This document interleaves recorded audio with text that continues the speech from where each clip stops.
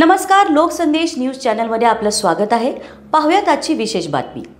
तुमच्याकडे कोणी तक्रार केली तरी आम्ही त्याची चौकशी करत असतो, अशा पद्धतीची चौकशी करत आहे। मात्र तक्रार झाली असं म्हणण्याचं कारण नाही। तक्रारीतून निघाल्यानंतर मी माझं कमेंट करतोच। घरगुती वीज ग्राहक PM सूर्यघर या योजनेसाठी 8 तासांचा नियम लागू नाही। जाणीवपूर्वक या ठिकाणी काही लोक चुकीची माहिती पसरवत आहेत।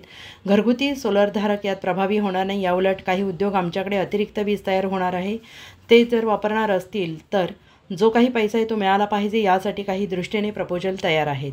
कोल्हापूरच्या लोकप्रतिनिधींनी कोल्हापूरच्या शेतकऱ्यांचं निवेदन दिलं। शक्तीपीठ मार्ग करा अशा पद्धतीचे निवेदन मला दिलं। कोल्हापूरचा विरोध पत्करून चालणार नाही, तर सगळ्यांना त्याचे फायदे सांगून सगळ्यांना विश्वासात घेऊन तो मार्गाने करणार आहोत। राज ठाकरे उद्धव ठाकरे एकत्र आले त्यावर मी काही बोलत नाही, पण कुठेतरी सुसंवाद होत असेल तर त्याचं स्वागत करेन। आणि विसंवाद असू नये, सगळ्यांशी सुसंवाद करावा। आपणही सकाळी 9 वाजण्याच्या भोंग्याचा सुसंवाद कसा करायचा हे शिकवलं पाहिजे। महाराष्ट्रात किसान सन्मान निधी हा हप्ता किती शेतकऱ्यांना मिळाला आणि किती लाभार्थी आहे? आज महाराष्ट्रातल्या 90 लाख शेतकऱ्यांना किसान सन्मान निधीचा हा हप्ता मिळालेला आहे। देशाचे प्रधानमंत्री माननीय मोदीजी यांचे मी मनापासून आभार मानतो की त्यांनी अशा प्रकारे किसान सन्मान निधी सुरू केला आणि 3 लाख कोटीपेक्षा देखील जास्त निधी हा शेतकऱ्यांच्या खात्यामध्ये चाललेला आहे। हा एक जगातला DBTचा रेकॉर्ड आहे। तक्रारीच्या अंती त्याचं जे काही त्यातनं निघेल त्याच्यावर मी फायनल कमेंट देईन। सोलर विजेच्या संदर्भात विद्युत नियामक मंडळानं एक प्रस्ताव पाठवलेला आहे की सकाळी 9 ते संध्याकाळी 6 पर्यंतचे जे वीज असेल ते ग्राहकांना वापरता येईल, इतर वेळेचे चार्जेस लागतील। पहिल्यांदा तर सगळ्यांनी लक्षात घेतलं पाहिजे, घरगुती वीज ग्राहकांकरता हा लागू नाही, PM सूर्यघर करता देखील लागू नाही। त्याच्यामुळे जाणीवपूर्वक या ठिकाणी काही लोक चुकीचं पसरवतायत, चुकीच्या गोष्टी सांगतायत। अशा प्रकारे कुठेही घरगुती सोलर धारक किंवा PM सूर्यघरवाले या निर्णयाने अफेक्ट होणार नाही। या उलट काही इंडस्ट्री ज्या एक्सेस वीज आमच्याकडे आता तयार ज्यावेळेस होणार आहे त्यावेळी ते एक्सेस वीज जर ते वापरतील तर त्यातनं जो काही पैसा आहे तो राज्याच्या युटिलिटीला मिळाला पाहिजे, या दृष्टीने हे प्रपोजल तयार करण्यात आलेलं साहित्य संमेलनात ज्या पद्धतीनं पाहिलं आपण, द्वेष जो आहे, द्वेष दिसतो आहे साहित्य संमेलनामध्ये। प्राईम मिनिस्टर पासून ते ठाकरेंपर्यंत जो द्वेष आहे, साहित्य संमेलनाचा व्यासपीठ जे आहे ते अशा पद्धतीनं द्वेषासाठी वापरलं जाणं कितपत योग्य वाटतंय? मला असं वाटतं की प्रत्येकाने साहित्य संमेलनात बोलताना त्या ठिकाणी काही मर्यादा या ठेवल्या पाहिजेत।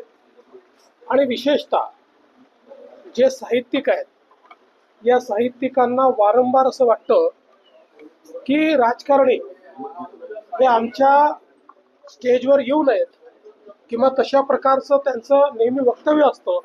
मग त्यांनी देखील पार्टी लाईनवरचे जे कमेंट्स आहेत ते कमेंट्स करणं हे योग्य नाही आहे। त्यांनीही मर्यादा पाळायला पाहिजे असं माझं मत आहे। उर्दू शाळांमध्ये अकोल्यामध्ये ते म्हटलं की 100 दिवसाचा कार्यक्रम केला, आमच्या मुलांनी आम्हाला CS आणि OSD देखील नेमता येत नाही, मुख्यमंत्र्यांनी नेमले। असं आहे, पहिली गोष्ट माणिकराव कोकाट यांना कोणाची ते माहिती नसेल, PS आणि OSD नेमण्याचा अधिकार हा मुख्यमंत्र्याचाच आहे।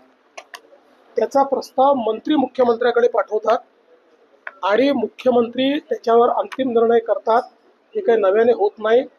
मी कॅबिनेटमध्ये स्पष्टपणे सांगितलं होतं, तुम्हाला पाहिजे ती नावं पाठवा, पण त्या नावांमध्ये ज्यांची नावं फिक्सर म्हणून, ज्यांची नावं चुकीच्या कामामध्ये इन्व्हॉल्ड आहेत त्यांना मी मान्यता देणार नाही।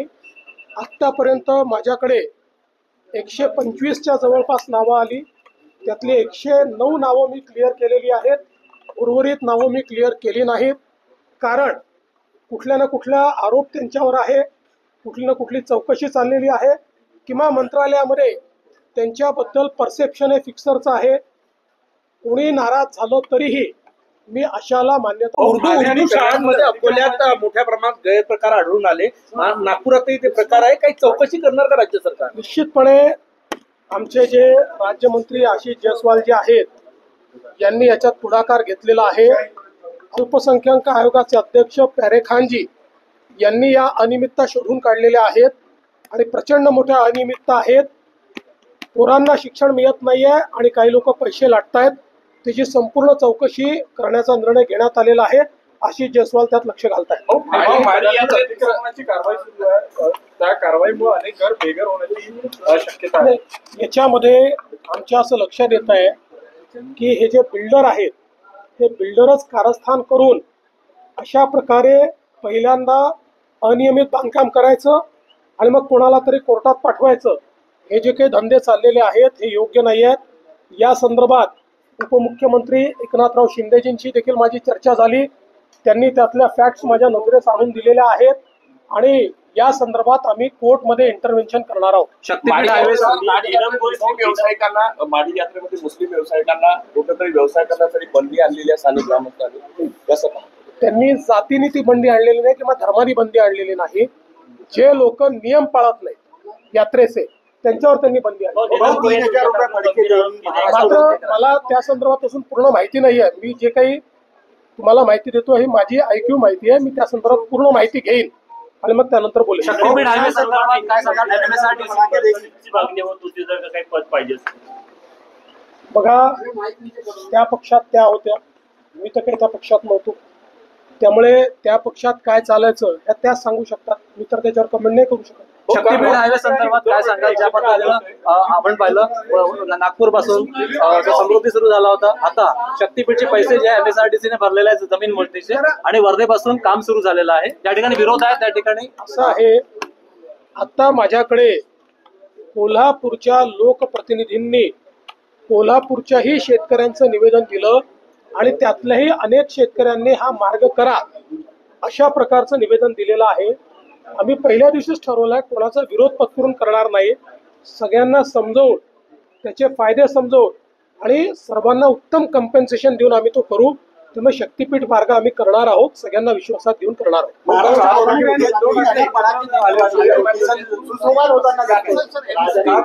उद्धव ठाकरे एका कार्यक्रमाच्या निमित्तानं एकत्रित आले होते. हे दोघं सोबत येतील अशी चर्चा पुन्हा त्याच्यावर मी काही बोलू शकत नाही. पण राज्यामध्ये कोणीही कोणाशी सुसंवाद करत असेल तर मी त्याचं स्वागत करेन.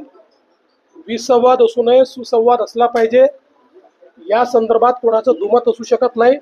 त्यामुळे निश्चितपणे सगळ्यांनी सुसंवाद करावा आणि आपणही सगळ्यांनी मिळून 9 वाजताच्या भोंग्याला सुसंवाद कसा करायचा हे जर शिकवलं तर राज्यातली संवादाची परिस्थिती सुधारेल.